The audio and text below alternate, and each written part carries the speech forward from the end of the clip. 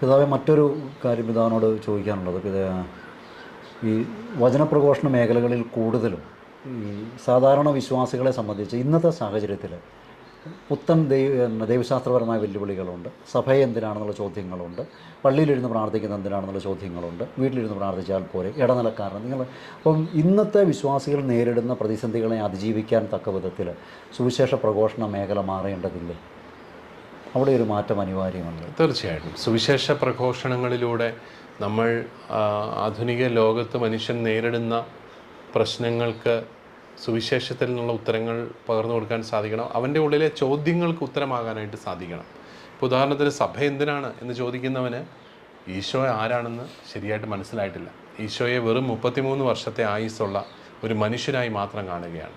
ഈശോ ഇന്നും ജീവിക്കുന്നത് സഭയിലൂടെയാണ് എന്നുള്ള അടിസ്ഥാന ബോധ്യം വരുന്നത്. അതുകൊണ്ട് തന്നെ ഈ സഭയെന്ന് പറയുന്നത് സുവിശേഷ പ്രഘോഷണത്തിൻ്റെ മുഖ്യ വിഷയമായിട്ട് തന്നെ മാറണം.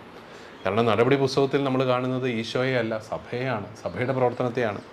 അപ്പോൾ അതും നമ്മുടെ പ്രഘോഷണ വിഷയമായിട്ട് മാറണം എന്നുള്ളതാണ് വാസ്തവം. അതോടൊപ്പം സുവിശേഷത്തിൽ നമ്മളെ ശക്തിപ്പെടുത്തുന്ന വലിയ സന്ദേശമുണ്ട്.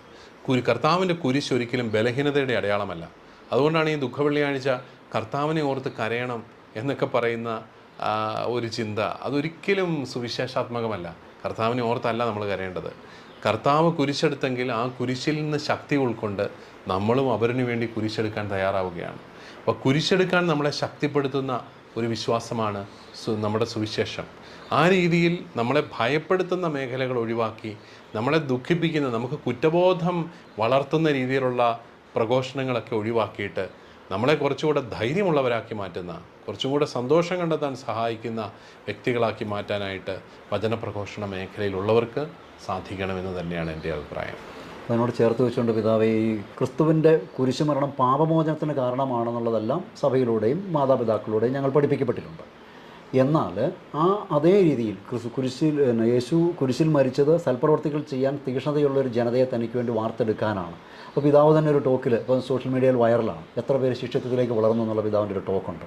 അപ്പോൾ ശിഷ്യത്വത്തിലേക്ക് വളരാൻ സഹായിക്കുന്ന രീതിയിൽ അൽമായരോട് വചനം പ്രഘോഷിക്കേണ്ട ഒരു കാലഘട്ടമായില്ലേ?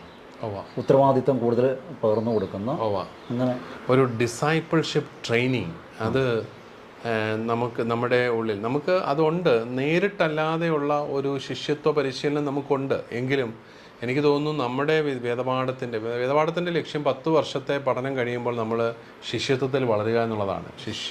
12 വർഷം കഴിയുമ്പോൾ നമ്മൾ ശിഷ്യരായിട്ട് മാറണം. അപ്പോൾ എത്ര ഭക്തരുണ്ട് എന്ന് ചോദിച്ചു കഴിഞ്ഞാൽ കോടിക്കണക്കിന് ഭക്തർ ഈശോയ്ക്കുണ്ട്.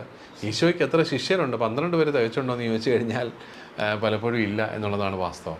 കാരണം ശിഷ്യത്വം നമ്മളിൽ നിന്ന് കുറച്ച് നഷ്ടങ്ങൾ ഡിമാൻഡ് ചെയ്യുന്നുണ്ട്. ശിഷ്യന്മാരെ നോക്കിയാൽ 12 അപ്പോസ്തലന്മാർ ആരാണ് കട്ടിലേ കടന്ന് മരിച്ചത്? എല്ലാവരും നാട് കടത്തപ്പെട്ടും രക്തസാക്ഷികളായിട്ട് മരിച്ചു. അത് ശിഷ്യത്വത്തിന് കൊടുക്കുന്ന വിലയാണ്.